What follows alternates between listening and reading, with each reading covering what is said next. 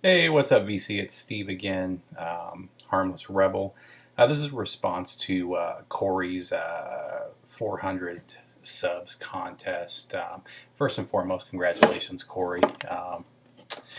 Your uh, your channel is one that I watch on a regular basis. As soon as I see you posted a new vid, I'm always there checking them out. And for those of you that haven't checked out Corey's page, it's overkillvidz. I'll put a link down below. Check it out. Really good stuff. Really good stuff. Let's just get right into it.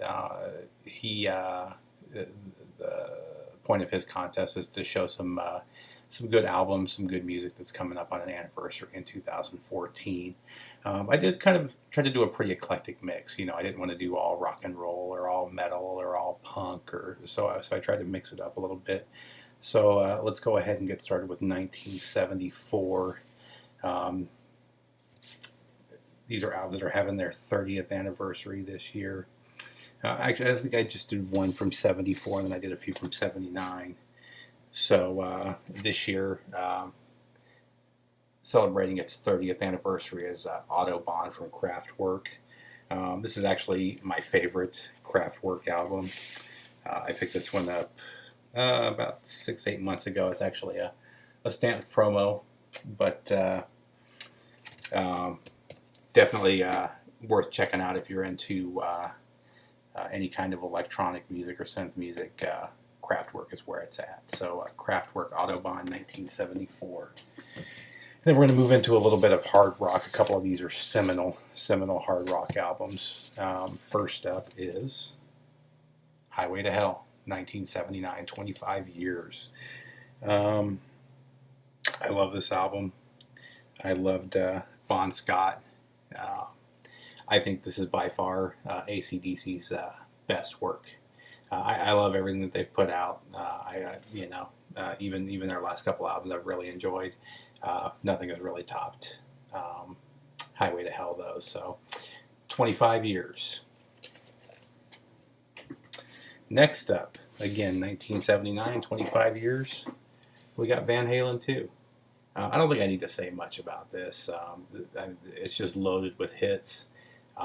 This was David Lee Roth and the Van Halen brothers at their best. Just an amazing album. I actually prefer Van Halen 1 over Van Halen 2, but regardless, still an amazing album. And again, 1979, it's celebrating 25 years. So, next up, a little southern rock before they moved more into the pop rock genre or the area is Duelo from ZZ Top. This is actually my favorite ZZ Top album. Everything about this album just amazing from beginning to end. But and this is one that I recently found within the last couple months. I found this one at a thrift store, so that was a really killer find for 77 cents. But again, 25 years since this one came out.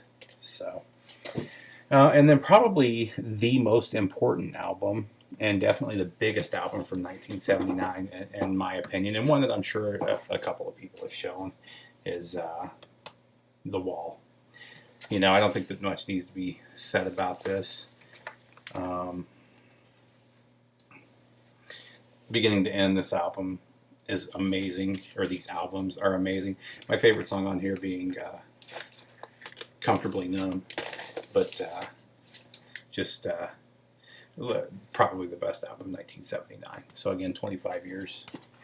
Next up, move a little bit into some pop, and we're at 1984 now. So now we're talking, wait, how many years is that? 20 years ago. We were introduced to the Bangles. It was their next album that really became the hit for them. This is more when they were, this is more the Paisley Underground sound. Great album, though. If you haven't checked this one out, definitely check it out.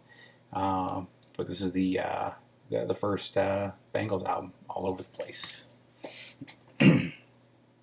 Next up is one that nobody will admit to owning, but I'm pretty sure that most of you have it in your collection. Soundtrack for Footloose. Yes, it has been 20 years since Footloose came out. And this, I mean, this thing is full of pop hits. You know, I mean, there's really not a song on here that wasn't huge on the radio. Yeah, I'll just kind of leave it at that. But 20 years since Footloose came out in 1984.